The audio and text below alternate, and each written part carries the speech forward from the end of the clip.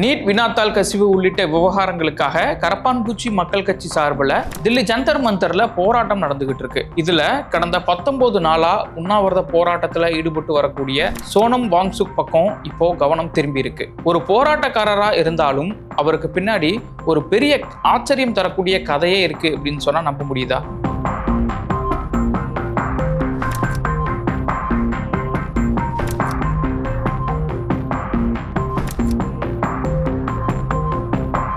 சோனம் வாங்சுக் ஒரு இன்ஜினியர், சமூக ஆர்வலர், கல்வியாளர். நண்பன் படத்துல பலரும் வியந்து பார்த்த விஜயினுடைய கதாபாத்திரமான கொசக்சி பசப்புகழ் என்ற கற்பனை கதாபாத்திரம் சோனம் வாங்சுக்க மனசுல வச்சுதான் உருவாக்கப்பட்டது அப்படின்னு பரவலா ஒரு பேச்சு எழுந்ததுன்னா பாத்துக்கங்களேன். நீட் முறைகேடு, உயர்கல்வி போட்டித் தேர்வுகளினுடைய வினாத்தாள் கசிவு உள்ளிட்ட விவகாரத்துல மத்திய கல்வித்துறை அமைச்சரான தர்மேந்திர பிரதான் பதவி விலகணும் அப்படின்னு வலியுறுத்தி காலவரையற்ற உண்ணாவிரத போராட்டத்துல ஈடுபட்டு இருக்கக்கூடிய சோனம் வாங்சுக் என்னெல்லாம் பண்ணியிருக்காரு தெரியுமா?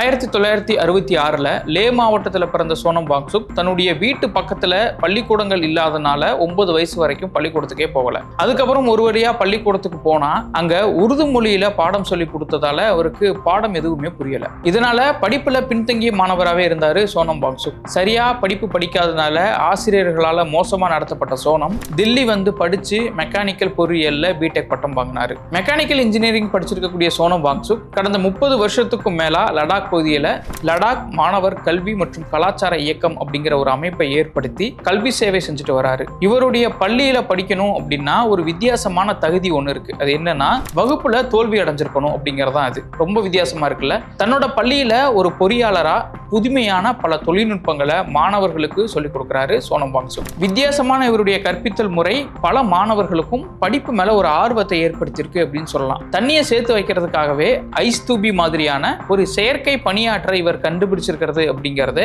இவர் எப்படிப்பட்ட ஒரு திறமைக்காரர் அப்படிங்கிறதுக்கு ஒரு சான்றுன்னு சொல்லலாம். இவருடைய கண்டுபிடிப்புகள் அரசு துறைகள்ல ஆலோசனை கொடுக்கக்கூடிய இடத்துக்கு இவரை கொண்டு வந்திருக்கு. நீர் தேவைக்காக பனிகோபுரங்கள், லடாக் மாதிரியான மலைப்பாங்கான மிகுந்த குளிர் இருக்கக்கூடிய பகுதிகளில் பேசிவ் சோலார் அப்படிங்கிற ஒரு தொழில்நுட்பத்தை சார்ந்த ஒரு மண் கட்டடங்களை உருவாக்குறது, பனி சூழ்ந்த எல்லை பகுதிகளில் வேலை செய்யக்கூடிய இந்திய ராணுவ வீரர்களுக்காக சூரிய சக்தியோடு இடம் மாற்றி அமைக்கக்கூடிய கூடாரங்களை உருவாக்குறது அப்படின்னு இவருடைய கண்டுபிடிப்புகளுடைய பட்டியல் அப்படிங்கிறது நீண்டுகிட்டே போகுது. இப்படி தன்னுடைய வித்தியாசமான கண்டுபிடிப்புகளுக்காக கவனம் பெற்ற சோனம் வாங்சுக் கல்வி முறை மாற்றத்துக்காகவும் சமூக பிரச்சனைகளுக்காகவும் பல்வேறு முறையில குரல்கள் கொடுத்துக்கிட்டு இருக்கிறாரு. இப்போ கரப்பான்பூச்சி மக்கள் கட்சி சார்பில் நீட் வினாத்தாள் கசிவுக்கு எதிரான இவருடைய போராட்டத்துக்கு அரசியல் கட்சிகள் அப்படின்னு மட்டும் இல்லாம திரை பிரபலங்கள் பலரும் தங்களுடைய ஆதரவை கொடுக்க ஆரம்பிச்சிருக்கிறாங்க.